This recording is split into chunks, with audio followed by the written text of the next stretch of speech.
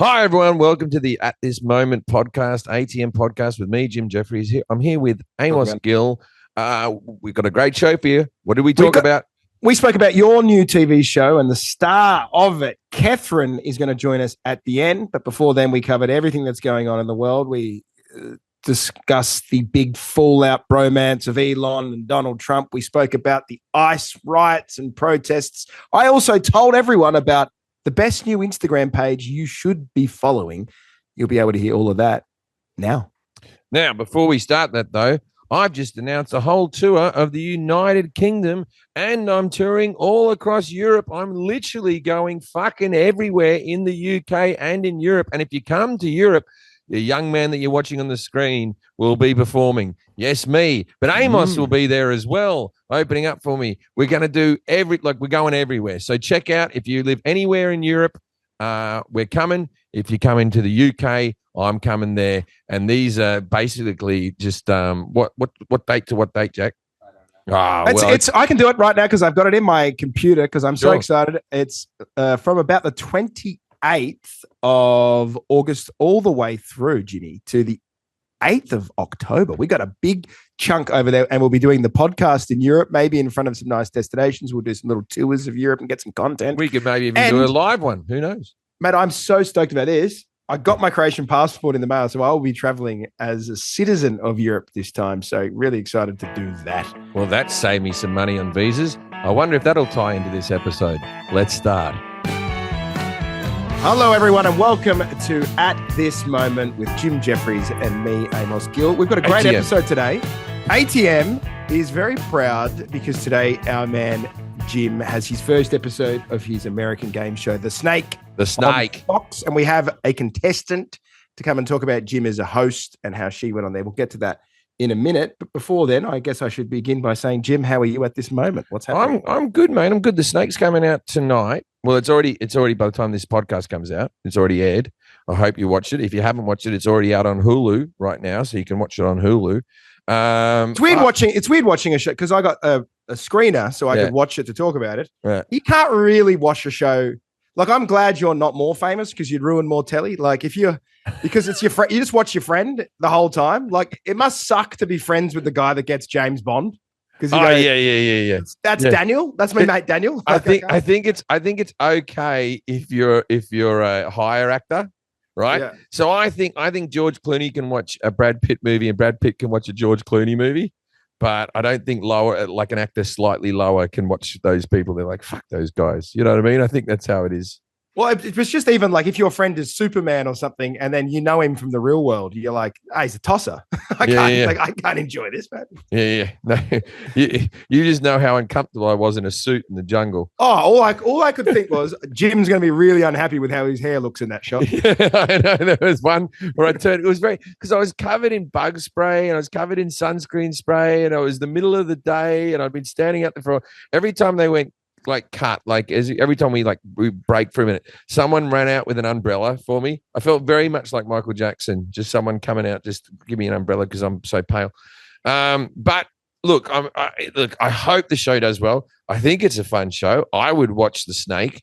I tell you what, it gets better and better. The guest we have on today is Katherine, who I will say is the star of episode 1, in my opinion. Mm-hmm. She has the most impact, and she's the lady on the trailer that says, "You're going to burn in hell," like that, right? So she's good value. I've been doing press. I just did Access Hollywood, daily Access. I don't get the evening one. Access Daily, not Hollywood. But I did that with Kit and Mario Lopez. They're always very nice. But I was doing all the morning shows, Good Morning Cleveland, the Good Morning Dallas, the Good Morning this, the Good Morning that. And I was in Good Morning, like something today, Baltimore. What was it called? The morning show in Baltimore with a lady who hosts a show called Miss T, Lady T, who I assumed was either Mr. T's wife or daughter, Lady T. Yeah. But she wasn't. She was neither. She wasn't related to Mr. T in any way, which is very confusing. She didn't have the haircut or nothing. Anyway, so Lady T. Lady T was a very friendly, and I start off the interview, and I've got Jack on this, so we'll show this in the next podcast if it so happens. But she comes on the I come on her show via Zoom like this, And she's just like, I just love your accent. I think your accent is just I said, well, thank you, Lady T. I've been working on it my whole life. I really appreciate you having on, blah, blah, blah. And she goes, sum up the snake in one word, right? And I said, and I know Americans don't know this word, but then I thought it'd be an interesting thing to explain the word or whatever. I was quite manipulative in doing. She said, sum up the snake in one word. And I said, skullduggery, right? They don't know this yet? Yes, they don't know that word. Right now, to the Americans who are listening who don't know what skullduggery means, skullduggery is like a pirate term, being underhanded, mischievous, trying to get away through. Unscrupulous. Yeah, no scruples. And it's cheating at board games is a thing that you'd say is skullduggery, right? I like the term skullduggery. Anyway, she goes, I've never heard that word. That's fantastic. That's my new word. I'm going to use that word. That's good. Good new word. And then she goes, skullbuggery. That's a little different. Yeah, and I'm on TV. Now, Americans don't know what the term buggery means either. Did you know this about him? Yeah, and I went, that's fucking a cow's skull. No, buggery is the legal term in British courts for anal sex. Yeah. I thought it was also for rooting an animal. What's that? No, buggery is anal sex. If you Google it, the dictionary will just say it is just anal sex. Yeah, anal sex, right? But she said skull buggery. Well, you can do buggery on an animal. I think that's what you're. That's what I'm thinking. That's where you've fallen down. You've seen someone fuck a goat in the ass, and they've gone, that's buggery, and the goat is inconsequential. My dad taught me wrong. I think my dad showed me a video of a man rooting a horse and goes, "That's a bit of buggery," and I went, "Oh, that's what do you call it? God, what's the fucking word for animals? Bestiality. Bestiality. God, I'm off to a slow start here. Yeah. You don't even know your own relationship. Right. So buggery, right? Which in Australia is like a term. We had a Toyota commercial where a dog just kept on going bugger. Now, when someone goes, "Oh, this little bugger over here," it is short for buggery. I didn't know that. We call kids little buggers. This little bugger over there, that little bugger over there. But it's a lightened up term. You can actually also say if you hit a nail, you hit a hammer on your thumb, you can go bugger. It's a much nicer term than sodomy. Yeah, no, you don't hit your thumb with a hammer and go anal rape. You know what I mean? Like it's just a fun thing to say. Buggery. What are you little sodomites doing over there? and the bloody kid down the road, the little ass fucker. He you know what I mean? So it's we don't do that. But buggery definitely means anal sex. And the lady, and they didn't cut us. They didn't use the dump button. And I said, "No, you can't say buggery." She goes, "I can't say buggery. What does buggery mean?" I'm like, "Well, check it out when we get off the show, Lady T." So hopefully we can get that clip. That's as I remember it. It might be, some words might be different, but she definitely said skull buggery. Buggery. I love skullbuggery. Going on in the world, look, there's not enough to talk about what's going on. Well, before we speak to Katherine, there's just nothing going on. I'd like to tell you a couple of things that I've been up to. Okay, and then we'll get to the news. Okay, I'm ready. Trying to stay to the format. So I'm in Austin doing shows this week, and I'm staying with my old Aussie mate who's got his family here. He's got kids that are 2, 4, and 6. So there's James a lot of McCann, going on. Very popular comic now. Yes. So we're staying in Austin, and he's been away on the road. It's just been me and his wife and his kids, and now he's back. And I've been looking after these 3 children who are a lot of fun, great kids. And they have a game they like to do, which is hide and seek. And they all like to make me hide in the shoe closet because daddy's shoes stink. Okay. So the 3 of them go in there and sniff the shoes. And I go, I don't want to sniff the shoes, giving it all that, good uncle stuff. And then I grab daddy's shoe and I go, oh, that stinks, getting big laughs from the 3 kids. I'm absolutely crushing. I go in again, another shoe, smell. And then the little sodomites would have loved that. They did love that. And then the oldest comes up to me and goes, now smell mummy's shoe. Oh. And I go, no, I can't do that. Not with my pants on. They go, why don't you smell mummy's shoe? And I'm going, well, I don't know how to explain this to you. It's because some men would really want to. You see. Why are you telling him that? Just sniff the shoe and move on with your day. Don't sniff like a Louboutin, like nice things. Like Sniff one of her slippers, No. like a gross-looking shoe. I told you why. Is because the mum is in the kitchen, Taylor, and she's watching, and I'm like, I'm not about to sniff this woman's shoe. You know, it's fun to sniff that shoe, but mum's shoe. And just now they got more questions than they have answers. Well, that's what she said. She goes, "You made it weird when you didn't sniff." Yeah. Why wouldn't you just sniff a shoe? She's a God-fearing woman. She doesn't care about you sniffing the shoe. But then I'm thinking, imagine having to explain to children that for some adults, the foot and the aroma of the foot is aphrodisiac. No. It's bloody weird, isn't it? My wife's feet are so big that she's been an actress. She's appeared in movies, and her feet have never ended up on one of those web pages. They went to do it once, but it just broke the site. She'd be a great barefooter behind a boat. Climb a tree like one thing. Straight up there. So obviously the biggest thing that's happening at this moment, if you're a foreigner, if you live in America, you're talking about the riots in Los Angeles predominantly. Jim, you live there. Have you seen them? No, I haven't seen them. They haven't reached the valley. They're only downtown. A lot of people are saying, a lot of family members are ringing me up going, "Are you okay? Is everything fine?" And this is no, we don't get this in the valley. All we get in the valley is possibly the whole place burning down. But we're all right for riots. That is the thing about chaos happening in your city. Is everyone reach out to you? People reach out to you, but also everyone thinks that it's happening around you and you're anxious. Like, I'm convinced there was definitely people on 9/11 in New York who were like having a movie binge that day and didn't know it happened. You know, they're like locked in their apartment and then they find out like 6 hours later. Oh, no. There's people who slept through the tsunami in Thailand. Yeah. Right. Right. You know, like there's people. I had a dream. I pissed myself. The house was flooded. They were just they were just like on the 8th floor, and they come out and went, "Fuck it." You know?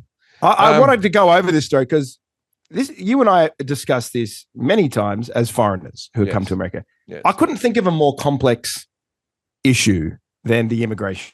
It is. Well, obviously, it's a very difficult thing. The word illegal is illegal. You shouldn't be illegally doing anything. You shouldn't be in any country going against that country's laws, right? You shouldn't be. So I was saying to you, I have 2 weeks left on my visa. I'm currently spending a fortune and dedicating all my time with my lawyer to get my visa renewed. And I get it. It's very stressful. I have my life here. I have my girlfriend here.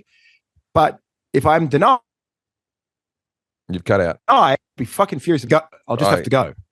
Okay. But here's the thing, right? As I just said, don't do illegal things in the country. That means being an illegal immigrant is being illegal. You shouldn't be here illegally. You shouldn't be doing illegal things such as, selling drugs or speeding in your car or whatever, different illegal things, breaking into things, stealing things, what have you, right? But arguably what Donald Trump and the ICE people are doing is illegal. It is illegal. They're detaining people who have work permits, visas, have been here for a long time. There's a lot of obviously immigration checks with the saying you want to get rid of illegals is one thing. When you actually get into the practice of doing it, no one wants to see a breach of search and seizure laws, and it's an ugly look, no doubt about it. Yeah, it's like, how do you get rid of the cane beetle, right? You bring in the cane toad, and how do you get rid of the cane toad? We bring in the gorillas. And then eventually, So I both go, you should be here legally. And I'm pissed off because, listen, I've spent $25,000, which I don't have to be a dreamer, to come to be a stand-up comedian. Yeah. And other people are able to just come across the border and be here without any. But you weren't lucky enough to be born in Mexico. You couldn't walk over here. Like, you could have flown into Mexico and walked up. Yeah, look, I don't like getting the steps in. I'm not a desert guy. So, to be fair, I didn't work hard enough. I could have done that. You are right. I could have done that. You haven't got the knees to scale a wall? Certainly not. No, I would need someone to scale me down. I need a rope. Yeah, and you need like a bottle of Icelandic water for the trip or something. I'd need to. That. You couldn't just be having one of those brown sort of mucky jugs of it, could you? I'd want to be belayed. I'd want to be belayed down when you kick off like that with the. Oh, you want to spelunk my way into the country. You want to abseil, dude. If you're spelunking your way into the country, you're white. There's no jumping. But I did say I posted on my Instagram. Spelunking is going into a cave, you idiot. Is it? Yes. I'm thinking of belaying. Belaying. You repel, or it's abseil down, right? Spelunking is going through a cave. Well, it depends how tall the wall is, True. There could be a part with a big drop off. Maybe you've dug a little hole through the thing and you splunked your way through. Yeah, I was spelunking. I was going over the wall. You've done it like Andy Dufresne. I was like, I should have just gone under. I don't know what I did that for. What you do is you put a picture of like a Banksy poster over the hole. You'll come back there later. And then I saw all these cop cars getting smashed. One of the cars driving and a brick goes through a window. And I think, well, that's terrible and stupid. And I also don't think it's a good look for America's left to have people waving foreign nations' flags while burning American ones, because that doesn't win people over to your side. It just doesn't. I don't like flags. I think flags are stupid. You hate flags. Flags are they're always in the way. People with flags are always assholes. People who have flags, people walk down. And so I see someone walking down the street with a Palestinian flag or a Mexican flag saying, why are you deporting us? Well, because you're holding up the wrong fucking flag. You know, what type of idiot has to come over to a country and not assimilate and just have old relics of pictures of things from the homeland behind them? I listen, that is very, very true. I know the Croatian community, which audio listeners. Oh, I'm sitting in front of a flag. I'm sitting in front of a map of Australia. My Croatian family, you know, we always love the jewel. Like we have the Australian flag and Croatian flag pin that we used to all wear. So it was you have both. I just think if you are rallying against the country, obviously there's a lot of people that want you to be here, but when you're banning that flag and only throwing up the Mexican one, it's a very bad PR move. Because you are ultimately entering a country in America, which is a country where you want to get successful in, and then denigrating it and then spitting in the face of the law enforcement, whether they're behaving badly or not. With ICE deporting all these people, have reports of dogs being eaten gone down? Well, the police are all in one place, which means a lot of pets are unguarded right now. So it is a good time if you're feeling peckish. Yeah, but do you think like and that's why they're setting these cars on fire. It's a spit roast. Yeah, I saw one bloke walking down the street with a flag, and he goes, "I don't eat dogs, I eat pussy." And I thought he's all right. Pretty good. He's having a bit of fun with his deportation. Yeah, if you've got a witty sign, you're in. I think that's also because this is a sarcastic country. So I think that. So I didn't like seeing the cop cars that are actually driving get bricked. It's kind of attempted murder. But then I saw Waymo set on fire, and I liked that because I hate the tech takeover of the country. So bullshit, you're one of these people. I hate the bloody tech, and they're taking over the country. You've always got a chat fucking AI thing that you're reading to me. Look at what the AI's done. You're right in it. You love the shit. I know it sucks you in. I've never used it. I've never used AI. Never used it, except for I have tried one of the AI. Make a porn girl just to have a look at what it turned out like. Every tech development there is, you use for getting off in some way. I don't know what you'd do in a Waymo. They have cameras in there, don't they? Yeah, well, that's useless thing. Throw bricks through their windows. Useless. If you can't have a wank in the back of a Waymo, what's the point of the bloody So I'm thing? like this. I'll have a driver, thank you very much. It's just really hard to be nuanced where you go, I think you should be here legally. A country needs laws. You know, even in Australia, Americans think they're harsh and fascist. We're way harsher than that. Barack Obama deported 3 million people. Donald Trump has rough rhetoric. It's like there's so much confusing shit going on. I don't think you can. Look, I'm not black or white one way or the other on the issue. I think you're white. You're white. You're definitely white. You can't.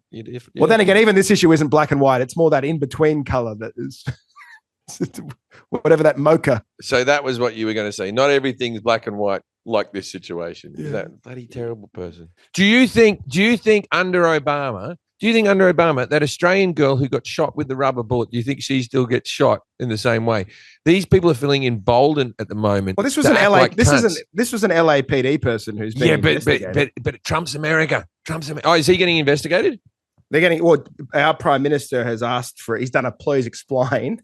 Please explain. As Australians say, please explain. Well, sorry, we just had a journo shot in the ankle. From Channel 9, one of our bigger networks, no 7, but pretty big. A rubber bullet has struck her in the ankle and she's feeling a bit groggy. Oh, I thought she got it in the ass. No, I think it might have been the ass. It looked like it was like ankle or ass, but she's Bugger. What did he get? What did that cunt get out of that? Come on. What was going through his brain? There was a camera on him.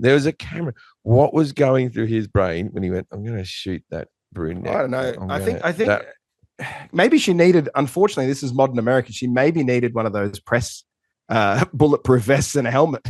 Yeah. Also, we don't know the relationship between her and the cop. Maybe they were dating. And he saw this as his opportunity. So we have to wait and see how it all panned out. Maybe she said, I'm a few kilometers away, and he shot her and was like, it's miles, bitch. Could have been. Did she just call soccer football? Yeah. Did she just say, the coffee's not very good here, is it? I don't know. It's not as good as coffee in Melbourne. Did she say that? Yeah, everyone's very unhealthy here. Yeah. Have you had Cinnabon? You can't finish a whole one. Like, who finishes a whole one? No wonder they're all fat. Yeah, she probably said no way. So, yeah, I'd like to see 3 minutes before that clip. Yeah. We've only seen the clip from there. We haven't seen them going, it's not even really a nice outfit the police are wearing. It's too Darth Vader-ish. I came to Los Angeles and, it's meant to be summer and there's the June gloom. It's really not that nice here, is it? Movies, I haven't seen one movie star. Yeah, it would have been a bit of that. I just can't. Give somewhere for the Star Tours to go now. For if you're an Australian passenger, they'll drive along. They'll go, and that's over there is Kevin Costner's house. And here's where that Australian girl got shot with a rubber bullet and made that noise. Oh. I wouldn't mind. I wouldn't mind. I would love to know how that feels, the rubber bullet. You can find out pretty quick. Yeah, give me an El Salvador flag and I'll go for a run down 6th Street. Just when you finish your gig tonight, just come out just in your underwear. They'll give you a shot. They'll see you as dangerous. So look, I'll tell you what's funny. My last point on that quickly. Okay. Everyone makes it simplistic, and that's the problem. And even me now in the grey area saying you should probably try and be here legally, and also if you're a cop, you should do it humanely. You win no friends. So it's like, why even talk about it? Everyone here will be like, fuck you. We're dude. trying to give a measured arguments. The cops shouldn't be so heavy-handed and people should be here legally. I think that's the point we're trying to make. I have different views on what Donald Trump's doing in comparison to what you think Donald Trump's doing. But quintessentially, we are on the same page, right? We're meeting in the middle. We're process and cost of getting a visa, because I don't think anybody knows. Can you explain? Well, the process and cost of getting a visa. What do you $12,000 for me to get my O1? $12,000 for him to get one. Yeah, but it's hard to get into new countries. But this is the other thing. Like, why do Americans feel like now at this point it's like you're just meant to take on everybody? The country's in insurmountable amounts of debt. Right, okay. So America's not Robinson Crusoe when it comes to this. There are other nations. The EU. This is why Brexit happened, because people were upset with the Eastern Europeans coming into the UK. Yeah. That was quintessentially. They might say it was for our sovereignty and all that type of stuff, but that's the real reason was that, right? No. And there's other in Australia. You have boat people that coming. We turned the boats away. One time during the Howard administration, people on the boat started throwing their children over the boat and like just go swim, children, little kids into the ocean. And then what did John Howard say? We don't want people in the country like that who are going to throw children in the water. We wouldn't want people like that. Unless they can swim very fast, and then we'll have you on the Olympic team. That was a challenge. Yeah, he scooped that one out. He looked strong. We'll put him in the AIS in the water polo team. That's unbelievable treading. Yeah, Australia only wants athletes. I'm Croatian. I just got my Croatian citizenship, right? Now, that's like my blood. My family's all from there. It took me 10 years. It took me 10 years to get into this little country that, quite frankly, needs my tax revenue, right? The whole world is kind of harsh to get into. Yeah. And America has 350 million people. The national debt is outrageous. Obviously, it's been pillaged by the elite. I'm not some dumb right-winger that thinks like, we need to protect. What I'm saying is they go, think of the love. You need to be full of love to let foreigners in. And I also think you can also have love by going, how are we treating the ones that are already in? How is the healthcare system for the people that don't have it? Well, the ones that are already in, they're rounding them up and they're kicking them out right now. There's not a lot of love for the ones that are already in. But dude, this isn't stopping the people who are already in. How much love is there for the people in regional Ohio? I don't know if you've driven through there, folks, lately, but we're not doing so well that we need millions of other people that we're going to have to try and feed and clothe, because there's enough people currently who are fucked. And also to the people of Ohio, thank you for listening to the podcast. Your state is beautiful. Well, yeah, it could be beautiful, but you've been left behind. Stop it. Hey, so last week's podcast, we wrap up the podcast, and then the next day, Elon Musk tweets. This is how fast the week is. This feels like old news. It's over. Elon Musk tweets, I'm going to drop a big bomb. Trump was with Epstein. That was the basic gist of it, right? He was on the Epstein files. That's why the Epstein files haven't been released. And you ring me up, and I've never heard you more excited. You go, oh, you see what Elon said. You were panting with excitement. I was on the plane, and I was just watching so many people pull out their phone and then show it to people next to them as he started to hate tweet what was going on. And I thought it was very interesting that in Pride Month, of all times, in Pride Month, Donald Trump and Elon Musk proved to the world that you can't have two dads living in one house. So one of them had to go. And unfortunately, Elon was the one who left. They gave him a key to the White House, and then I think he did a massive bump of ketamine off that key, went back to his phone and went, the guy's a pedo, which I hear he doesn't have the key. I hear it's underneath a rock near the door, but he knows where it is. I think he used the key to key the Tesla that he gave to Donald, who is selling the car. He put a swastika into it himself. He's selling the car now, Donald Trump. But I heard an interesting thing from Steve Bannon was interviewed about this. And Steve Bannon's intel, believe it or not, was that Elon and Scott Bessent had a physical fight, and that's why Elon had a black eye. I also think that Elon wouldn't have been on the Epstein planes because he doesn't seem like an easy hang. No. That's part of it's the same reason that I haven't been caught up in any of the Diddy problems because I haven't been invited. Not a great party guest. Yeah. No one wants me at the Diddy parties. You know, you don't want to be doing a freak on. Oh, they're trying to put porn on the screen, and you're like, should we watch the snake? Yeah. You don't want to have like Diddy rubbing cum into his nipples and me popping up on the bed. There ain't no party like a Diddy party because the Diddy party don't stop. And then I walk away. I've taken some drugs. I've gotten overexcited. If you were at Diddy's party, you would have got on the couch, got the remote, and put on the Toys That Made America. Yeah, the Toys That Made Us. Yeah. It's a 3-part documentary series about the toys that we all know. And I think Elon is like, it looks like they're sort of making peace from what I see. He's doing. How do you make peace after this? He's just gone, he's a pedophile. Good night. And then just gone, hey, you said some things. I said some things. We all said some things. Like, you reckon that's what they do? You know what? It reminded me a little bit of when friends fight, and then one of them is like, by the way, he fucked a chick on the Bucks party when we're away in Mexico. So, well, that's the problem. That's there the you problem. go. Okay, so I have a couple of friends, and you are one of them. Not to a full extent, but you're one of my sort of 4 people on Earth who you know where all the skeletons are. Like you know how everyone you have that friend that you've shared everything with that they could go nuclear on you and destroy you. Right. I know all about your buggery, your skull buggery. My skull buggery. Yeah. They know enough things to destroy you. My wife has all this information. If I ever divorce my wife knows everything about my life. She can take me for everything. Right.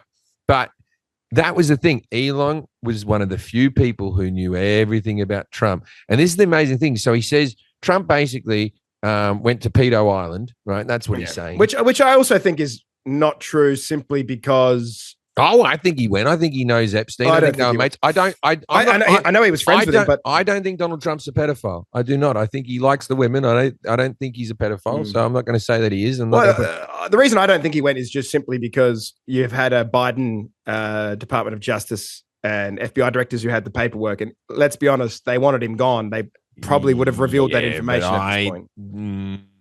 The people, okay, so I believe Epstein was bumped off. I also believe that there's people like Bill Clinton were there. If Prince Andrew was there, I believe there's a whole heap of people. So I'm not going to condemn Trump for this because I think that he's one of many, many, and I don't think he was going over there for that. But look, I wasn't there, wasn't invited, right?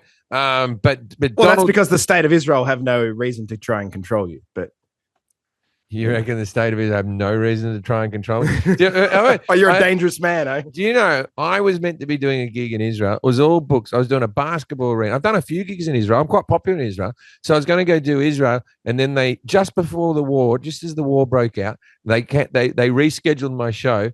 And they said, because of political unrest, right? After what happened at that music festival, because of political unrest, we're going to reschedule the show. And I said, all right, when for? And they said, 2 weeks' time.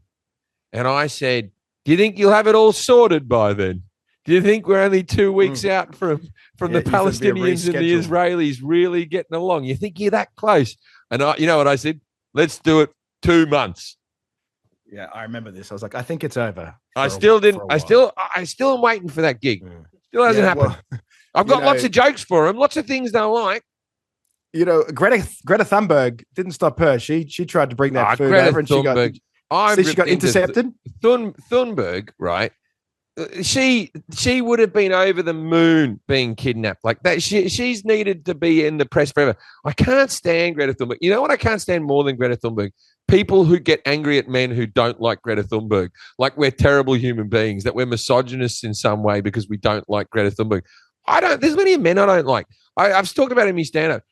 What is the point of Greta? What was the point of her to begin with? Just going, how dare you, the next Jedi, how dare you? Who needs bloody Greta Thunberg? Now she's on a boat going off to Palestine.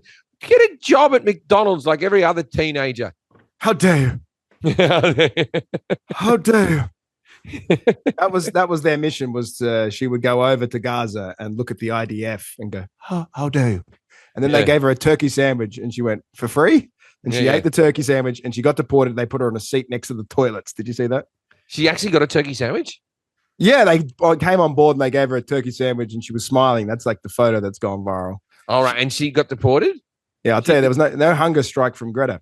Oh, that's good, because I was worried that she was going to be a martyr and no, she got deported. Oh no, do it swiftly. They got her out of there. But that's what we're relying. We're relying on Greta Thunberg and some actors on a boat. Did anyone ask Greta Thunberg to go there? Who financed Greta Thunberg going there?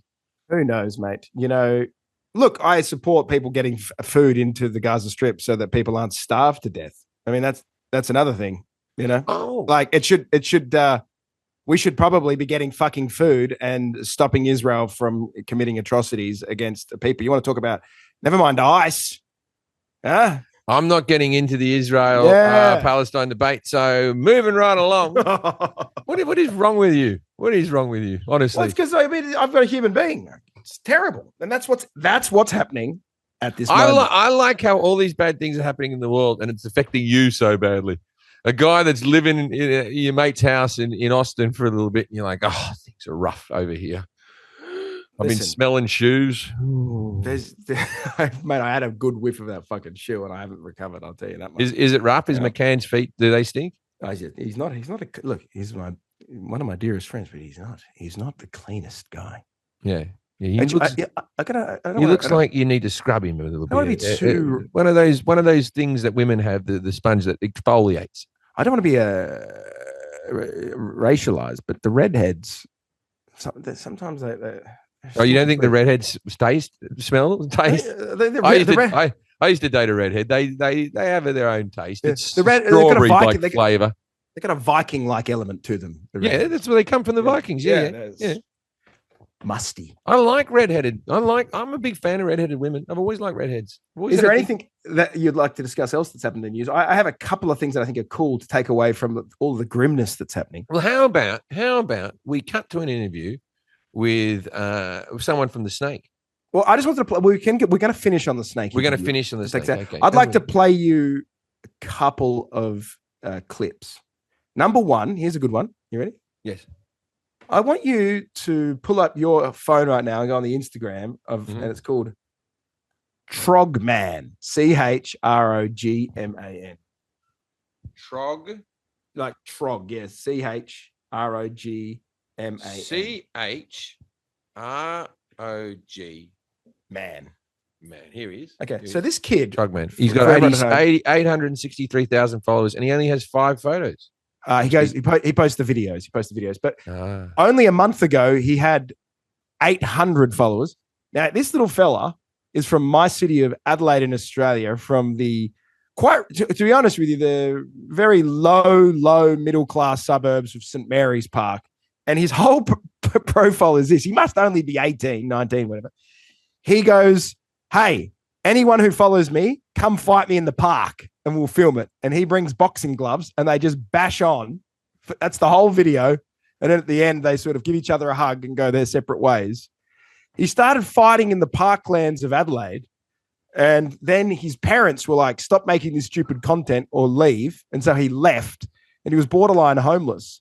And within 1 month, he's up to 850,000 followers. And now people are fighting him in Paris and in Rome. He was just arrested at the Colosseum for fighting an Italian guy, right? It's all sort of good-humored boxing on. Yeah. And then Andrew Tate saw his videos and goes, get on my private jet. I'll give you a smashing in Romania. So this little homeless kid from Adelaide was flown to Romania, put boxing gloves on, and just got decked by Andrew Tate. Look, I've only just seen the footage of I'm going to have a fight, gambling my rent, right? He gambles his rent as well. Yeah, he doesn't just fight; he gambles his rent, and he's fighting a random follower. Day 13, he's dressed very culturally insensitive when he does this one. Oh yeah, where is he? Yeah, he wore like Roman outfits. He wore the beef eater costume. Oh, we go. He's fighting an Asian fella, and he showed up wearing like a kimono. It's fucking great. All right. Okay, he's a winner. I understand the popularity of this. You get the popularity? He has. I'm sorry to tell you, I can just tell from looking at a bloke's face and demeanor, he will be on meth. I don't think this lad needs a lot of money. I think money is the last thing he needs. Well, it's coming. And I thought we might. I was going to put out a challenge that we could fight the Trog Man. And if we did have to fight the Trog Man, which one of us would step up to the plate? Have to step up. I'm an old man. I've got arthritis. I got no knees. I got arthritis in my shoulder. I want to fight the Trog Man near the Hollywood sign. Or we get him to fight an ICE agent. All right, you fight the Trog Man. I can't fight. I'll come down. Why can't you? Because I got no knee. I'll have to strap up the knee. I'll need just a brace. fall down. Let him punch in. Fall down. I don't think I've got the profile. I think the Trog Man's gone beyond me. Well, that's how you're gonna. I think it's you, dude. I can't fight the Trog Man. I'm the host of game shows. You can't be a game show host and fight the Trog Man. I have game shows in Australia and game shows in America. I can't be the Trog Man fighting. Jack, would you fight the Trog Man? Being associated with you is already trepidous. Dude, I'm just Is trepidous a word? Is that right? Trepidatious? Trepidous is good, though. Trepidous works.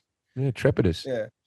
Okay, so that was that. And then one other video I wanted to show you. Everyone check out the Trog Man. I think it's what the Instagram video content's all about, really. It's just a young lad having a go.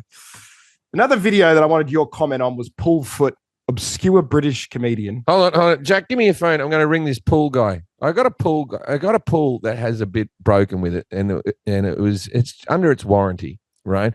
And so what I do is I call the guy up, and he goes, my friend, oh no, I'm sorry, we don't normally do work at this bad. I don't know what has happened here, but this is not worth fighting over.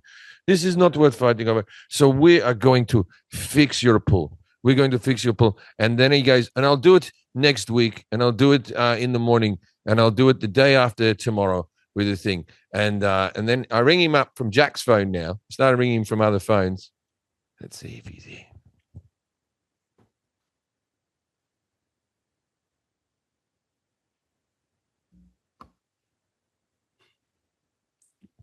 Because soon. Thank you for calling.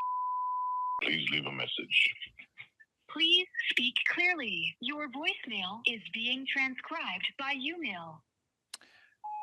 Hello, it's Jim Jefferies here. You were coming to fix my pool at 12. I rang you the other day and you said you'd be over at noon. I have texted you today saying if you're going to be late. But it's 1 o'clock now, 1:11, and you're not here. So if you can call me back on this number or my number you had before, I'd much appreciate it, mate. Good on you. Have a good day. Bye-bye. All right, so we'll do that. What was that soft little tone of voice? No, because he wants me to go, where the fuck are you? He wants that. So we can go, fuck you, fuck. Don't you fuck talk. Like he wants to do that one. He's luring you in. Yeah, he's luring me in by not answering things, not those stuff. So I'm just going to keep being overly pleasant until I bring some lawyers in or what have you, and then we'll figure it out. Okay, I'd like to play you this Paul Foot clip. Just get your opinion. Okay. So I'm going to play this. Maybe we could put this up. Here we go. This is for people in America who don't know. Paul Foot is a real wacky comic, right? In fact, I believe Russell Brand initially modeled himself on Paul Foot. Someone said that. Ooh. Yeah, he loved Russell Brand loved Paul Foot. And so here's Paul. I like Paul Foot. Paul Foot's a good dude, man. Here's Paul Foot performing some new stand-up comedy in a British club, and an Australian woman went along and didn't enjoy it. Yes, here we go. Everyone has a heart attack.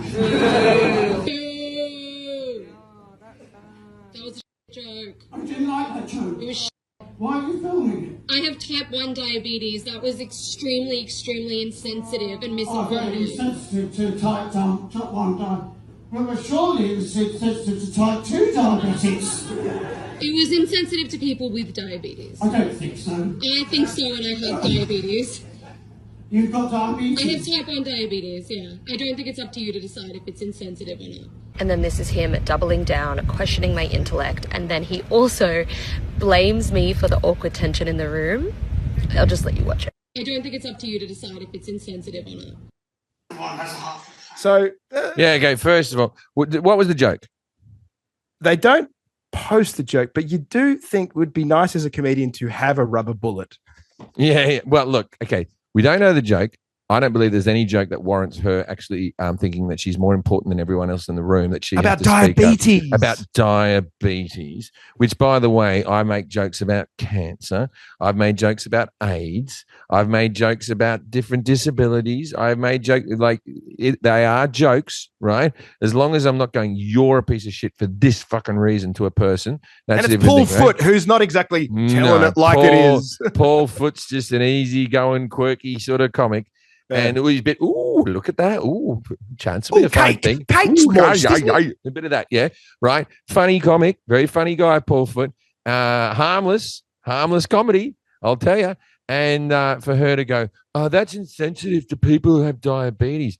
It's always the gingers that complain, isn't it? It's always the redheads. They can't help themselves. They taste different as well. You know that.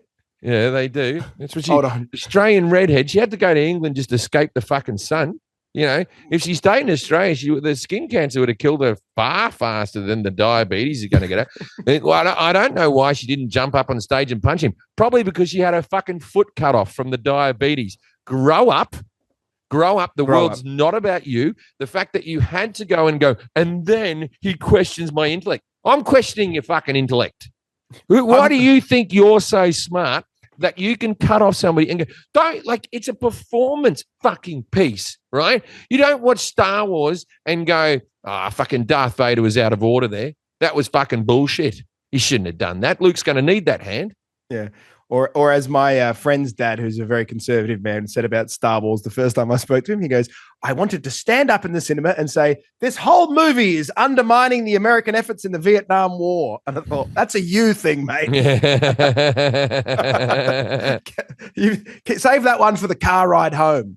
But whatever happened to going to a show and you hate the performer and you look at the person who you came with and you go, fuck, we're going to bitch about this in the car. Why do you have to do it there? You have so many platforms to show your dislike of things, right? To show how much you hate things now. We have never in society had more opportunity. Right now, underneath this clip, there are people writing, oh, well, you can go fuck yourself. I saw you and it was a fucking shit show and I didn't fucking enjoy, blah, blah, blah. You've got forums. You've got friends. You've got podcasts. You can ring up people. You can tell everyone you fucking know.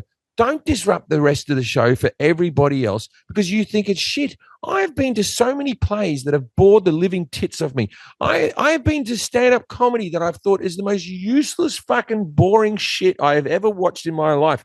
And I just sat there and I took it. And then you know what I did? I didn't see that act again. I moved on. The public has a way of voting with their feet. I like this. I hate this. I'm not going to see it. I'm not buying a ticket. Right. So what is that tone? You know, we talk about people coming to a country to escape persecution. And obviously there are people from Latin America escaping gangland violence. I consider myself a refugee from whatever those sorts of Australian women are. That's why I'm in America. That's what, like, they might have the cartel, but I have the Melbourne cartel of, well, I didn't agree with that, and it made me feel uncomfortable. And like, you know, as soon as they start moving the hands, I have someone who comments under every single 1% clip that I treat the contestants like a creep or something. You're like, what are you fucking watching? The show rates really well. The people who are on it have a fucking wonderful time. Every contestant after the show takes a photo with me and says, I had a lovely fucking day, Jim. That was bloody one. You know what I mean? And then you have a few people, I don't like the way that you made a joke about that woman who was standing there. Great segue, Jim, about the way you treat the contestants.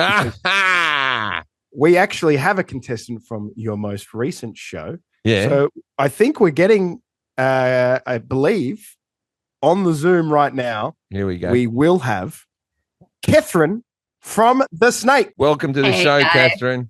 Thanks for being on. It's good to see you again. You're the first contestant I've seen since the show wrapped. Well, I can't say I missed you, but You don't miss me. What have I done wrong? you never came with good news, Jim. Oh. It's not exciting to see you, but I'm sure you missed me. That is the thing about these shows. Whenever the host walks in, it's never like, hey, everyone, it's ice cream Sundays. It's always like, we're going to tell the truth about all the things that you said to us in private interviews. It's always nasty stuff like that. So, Katherine, you show up, you're in a crate, you're put in a field. We're in Argentina. A lot of people don't know that we're in Argentina. You're blindfolded until the crate opens, right? The crate opens. You see all your fellow contestants. You see me. What's your first thought? My first thought was like, what did I get myself into? I looked around at the other contestants and it was a bizarre group of people. Like I saw a priest and I was like, what is a priest doing in a game of like deception? That was like my biggest thought. And I was trying to guess like whose job was whose. I thought Frankie was the bounty hunter. Couldn't be farther from that. But yeah, so... And Kethryn, my question to you is, obviously, you're on a big game show for the Fox network. Were you a little bit like, was Ryan Seacrest busy? Like, they did they tell you that I was going to host the show? Like, not that you knew. They did not. No, okay. You know, I wasn't familiar with Jim's work. Happy that I am now because you're like a funny Jeff Probst over here, but Okay. I wasn't familiar prior. Jeff Probst. Jim Jeff Probst. Jeff Probst. So you come out, you're all in the crates. I'm standing there. I have to go, you're the most manipulative people. I was told you were all very manipulative people. I had to constantly ask you, holy shit, hold on, let me see something. Fuck. Make an edit point here, Jack. Okay. If this is what I think it is. What, you got a phone call? No, the guy that's fixing my pool, I just ring him. He started ghosting me. So you can leave this in the podcast. So I just ring him from Jack's phone every now and again. And he answers, hello, my friend. And I'm like, hey, I'm just about to pull. He goes, I'll be there tomorrow, midday. He's never coming. Coming. You're cycling through phones with everyone. Aren't Yeah, you? yeah. I just use everyone else's phone. And I just ring him up all the time. He hates me with a passion. Just say, fuck you. I'm not going to do it. Right. But it's a repair that they have to do. It's under warranty. Anyway. You should really dress that up as a segment on the show and get all the contestants to call this guy for you. I will still prank call him. That's my next thing is I just release this cunt's phone number. I don't care. I've tried everything. Anyway, so you come out, you're in the box. First thing that happens is we're telling we mentioned all the different occupations. As you said, you saw a priest, you saw a cheerleader, you saw a rodeo rider. For the longest time, you ever seen the show Jury Duty, Katherine? Seen Jury Duty? Not. It's very good. Oh, you've seen the show, The Joe Schmo Show? Okay, The Joe Schmo Show is a show like The Snake, but only one contestant is real and all the rest of the contestants are actors. Yeah, I'm familiar with the concept. Yes, that's what I thought was going on. I thought you were all actors and people were taking the piss out of me. As soon as I saw really? yeah, because I didn't know anything about the contestants. They didn't brief me on the contestants or anything. When they all came out, they wanted my natural reaction as well when the boxes popped open and you all fell out. And so I didn't know any of you either. Now, then we're standing up there. Next thing in the show, who wants to take charge? Who thinks they're in charge? And Mina puts her hand up. Good move, bad move. What do you think? I think Nina putting her hand up was a bad move. The second that someone asks for a volunteer in the very beginning of a show like this, that's anything that's going to put too much attention on you, I think is a bad move. You don't want to drag too much attention to yourself in the beginning because you never know how you're going to piss people off. And Mina was asked, pick it was 7 or something or 8 best people in the game, and you weren't picked. She picked all law enforcement people. She picked the detective. She picked the cop. She picked because she's a bounty hunter. She picked the priest because she wanted God on her side. But you weren't picked. Was that a blessing or a curse? Were you happy at the time? I think you're probably happy now you weren't picked, but were you happy at the time you weren't picked? Actually, at the time, I really believed being picked was going to be a bad thing. I was so certain that there was going to be a twist coming, and I was really glad to stay in the background because as long as I could be someone who could be underestimated, if I could be someone that people just doubted that would be strong or playing the game, that's the game I wanted to play. So I did not want her to pick me at all. Well, everyone seemed to have very set characters. To me, when I watched it, you reminded me of Anna Kendrick in Up in the Air. Have you ever watched that movie with George Clooney, the woman that goes around firing people? No, but now I will. that was kind of who I thought your vibe was going to be. And then you had the quote of the night for me, which was, I would throw a person under a bus or a truck, I forgot, for $100,000. I don't even remember saying that, which is the best part, is that like I just kind of say whatever like comes to my mind, like in my real life and on the show, which I think that just made it so much more like real and authentic. Is when I went in, I was like, I'm gonna be unfiltered. Like I hate when people act super scripted or like try to give off this certain image. I'm like, no, like I'm gonna play the game hard and I'm gonna be ruthless. And well, they obviously undervalued you. That's what I think Jim was getting at. It was like getting picked for the soccer team. You guys were left straggling there, and obviously they thought, oh, this lady's not going to be very strong. And then you got the opportunity in the box where the snake necklace was, and that's where we revealed the first game. You had the necklace. Mm-hmm. What was the strategy as soon as you felt in there on your from your front? What were you thinking you were going to do?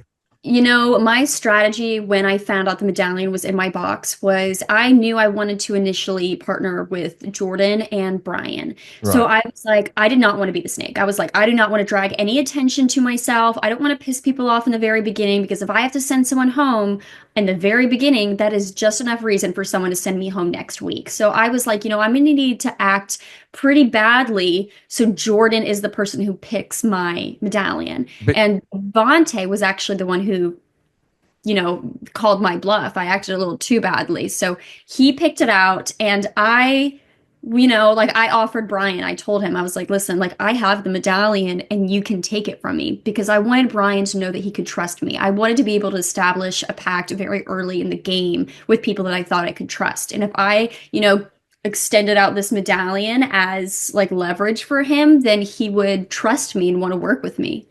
Also with Brian, like, so if anyone who hasn't watched the show, watch the show. It's a great show, but Brian is a jewel thief. He's an ex-con. He went to prison for 3 years. And I was surprised when you were saying, I have the medallion. I didn't know who had the medallion. I'm just hosting a thing. I'm just moving that lazy Susan around with the box, right? Anyway, so you wanted Brian to have it, but you got it back from Devontae. Devontae actually took it. Then you took it back. Why did you take it back to begin with? Because I didn't, in the very beginning of the show, I did not trust Devontae at all. I thought Devontae was going to be, you know, like he's a poker player. I was not going to put the fate of my game in the hands of a poker player who lies and bluffs for a living. That's not somebody I want them. That's not somebody that I want to have the medallion. The medallion, I wanted it to go to somebody who I thought was going to be, less. What is the word for it? A known felon. That's what you said. You said a poker player is too shady. Reformed. But I want the felon. So that really should tell you like exactly where my head was at the game, that I was willing to extend out to the felon. But, you know, something about Brian, I just trusted his vibe, and I really did trust him. And might be a good little jewel thief, but he couldn't steal that pendant from me, which was such a disappointment. But he stole everyone's hearts. One of my favorite things that you said in this first episode was when you were walking along to the dinner to go surprise other people, and they caught this on microphone, you saying to Brian, all my family are felons. No, because that was honestly, but they are, like, you know, maybe that's why he felt like family to me. Like I heard him talk and I'm like, this feels like home. So maybe that's why I trusted him. But then you spoke to Derek and he said, all my family are in law enforcement. Or was it, what's her name? Kaylee. And you said, all my family are in law enforcement. Is Derek. So my parents are cops. Your parents are cops. Extended family, felons. Oh. And then the other half of the family, missionaries. And the product of that is me. So, like, I don't know what that really tells you, but it means I should be on reality TV, apparently. It's an interesting Thanksgiving, that's for sure. Yeah, very interesting Thanksgiving. Yeah. What do you do? I said something in tech. What is your? Do you have a partner? Are you? What was your aim going in with the 100,000? Was it to win the prize money, or are you trying to launch something? Have you got a page, an online, an Etsy store? What do you got? So I don't have an online Etsy store. I do write, and I did want to use part of the money to like help publish my book. I've been writing for years, and I would love to be, a full-time author, and that's a really big like dream of mine. So I would love to use that money to Fiction, publish like a my fiction book. fiction writer. Yes, write fiction for women. Can you elevator pitch me one of the stories right now? It's We might probably have not appropriate to talk about on your podcast because I write about smut, but Oh, and Oh. we're clean. We're a clean podcast. we're a clean good. podcast. So You do romantic novels, do you? Yes, I do. I love Oh. writing romantic novels and I love reading them. And Is it like Mills and Boons? Like she thrust her body against him as the sweat glands or the whatever that type of stuff. Is that type of stuff? I hope I've I never- have yeah. more words than you, Jim. Come on, but I've never read any of these books. I'm more into picture books. it's okay. I think it's a little bit more slow burn than that. It's not that. What was the big one, the big dirty one they made into the movies lately? That was 50 Shades of Grey. 50 Shades Yeah, of Grey. no, that's it, yeah. I'm not on that level. I don't write the 50 Shades of Grey kind of stuff, but If you Maybe go, 100 flavors copy. of vanilla. Is that your thing? if you go to see the Thunder from Down Under, they have one section where they come out in suits before they strip, and it's called 50 Shades of G'day. oh god. Yeah. Go on, Australia. You So- fly that flag. Anyway, so you become the snake, whether you want to or not. We walk down to the dinner. There's the big reveal. You have to hold the snake medallion up, which I will be saying throughout these podcasts needs to be double-sided. Every time I held it, it span around and I was in trouble. We had to start again because one know. side wasn't covered. But you held the snake medallion up, the most coveted thing in the game. And then we go to the house where everyone's getting along in the house. You promised a few people that you would save them. You Yeah. promised Jordan. You promised Kaylee. You promised Brian. You Yeah. promised a lot of people. What made you decide for Jordan? So I picked Jordan because I knew I could trust her. Jordan was somebody who was willing to kind of appease like the group in the sense that, Jordan did not make us wait when we were all sitting in the boxes. She was like, when it's hot, I'm gonna put my hand down and I'm gonna let Mina take over and like put that position. So I was like, you know what? Jordan was somebody who was looking out for the good of the group. So I trusted her right off the bat. Brian, I trusted just based off his energy. Kaylee, I never wanted to save Kaylee. And I think like that is something that I want to make clear. I wanted Kaylee gone. I wanted Kaylee gone more than Mina. But this girl was coming up to me in the house like 12 different times being like, I really don't want to go home tonight. And she was making people uncomfortable.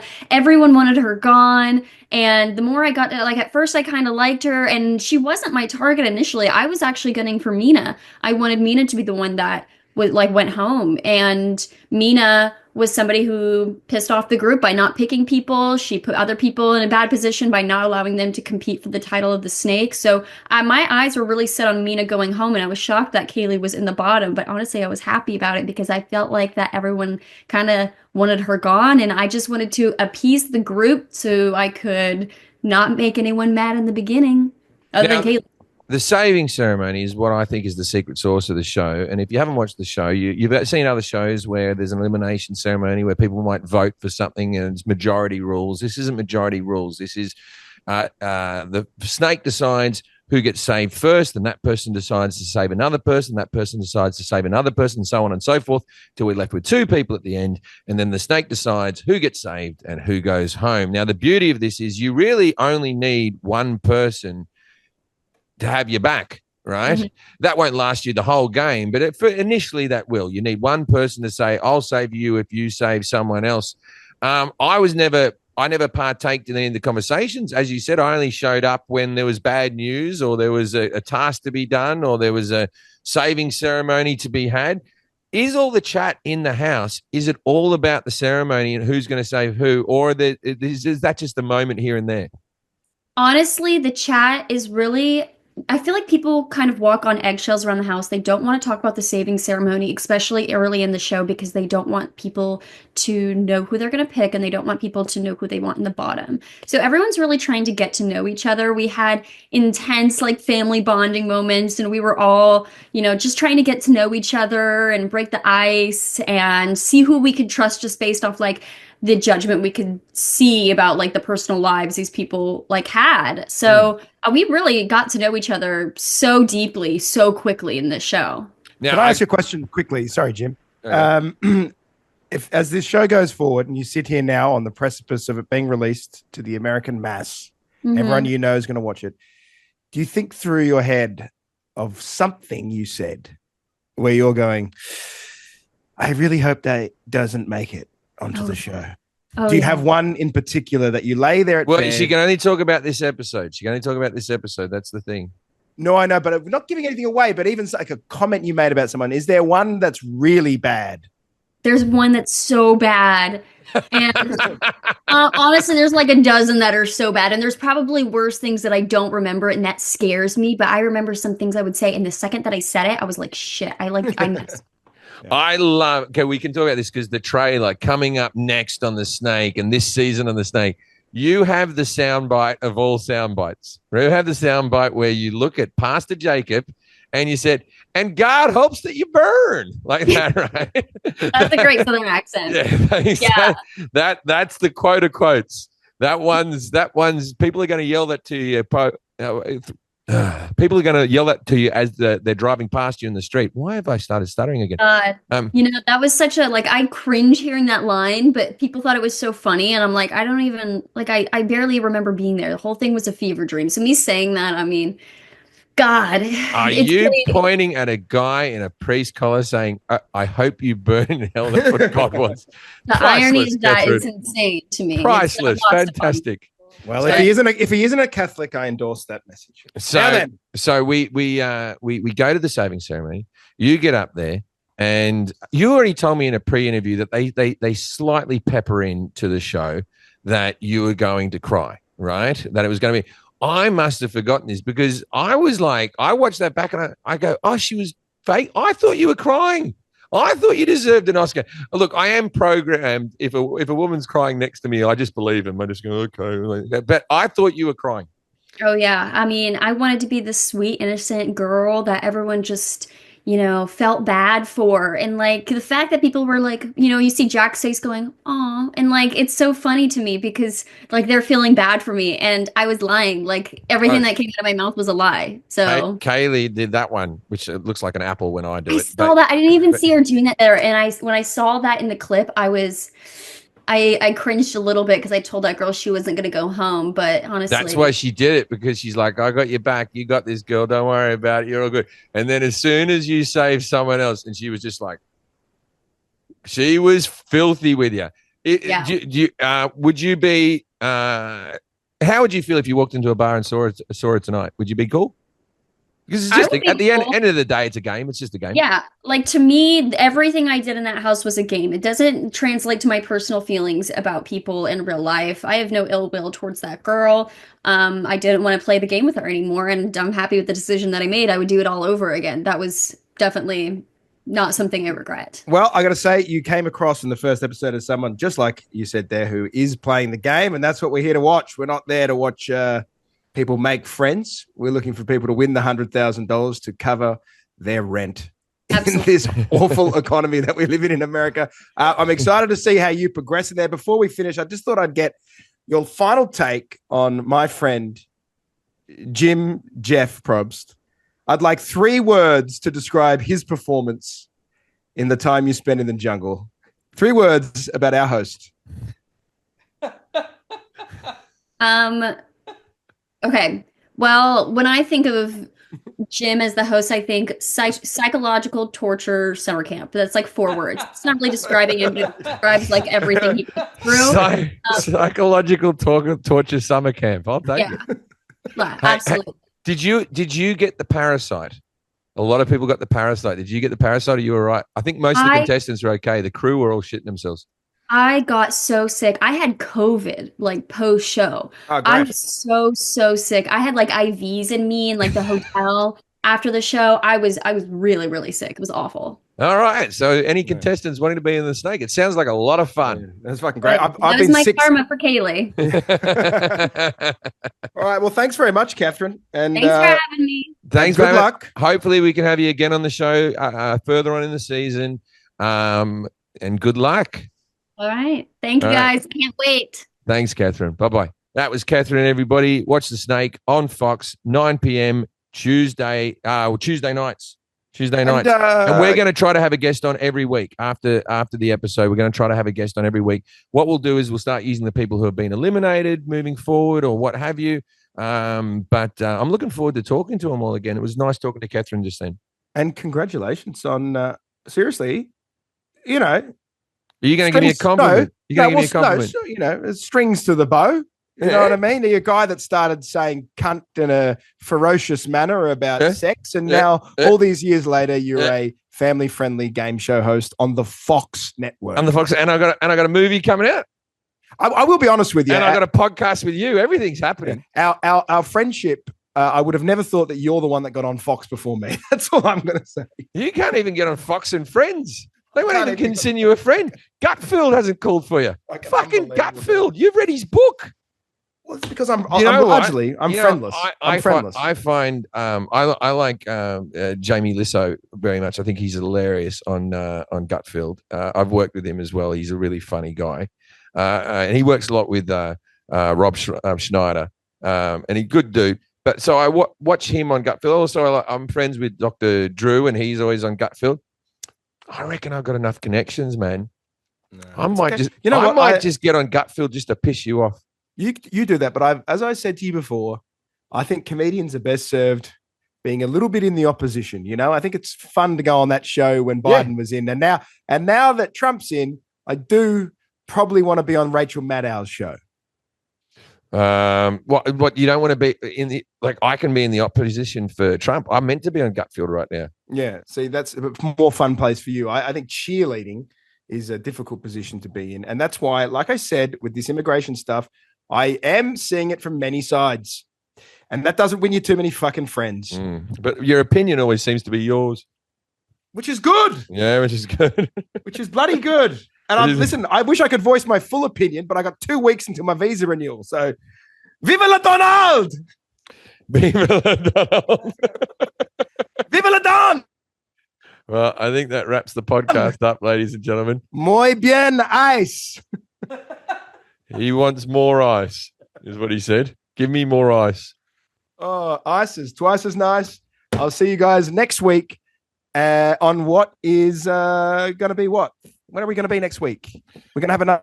We'll have another episode, and we're going to have another guest from the Snake, and write to us and tell us what you thought of this episode, but not to me. Don't give it to me. There's a guy that messages us every week. I said that I liked RFK, and he gives me a message every week that I'm killing kids with measles. So always fun to get your feedback. Well, you don't have to hear it from those kids with measles anymore now, do you? You've sorted that out. They're in some bubble or something, you know what I mean? Yeah, they wouldn't have Wi-Fi in their house anyway. They wouldn't be. We could have cut this a long time ago. Every second that goes on gets worse for me. Good night, Australia. Good night.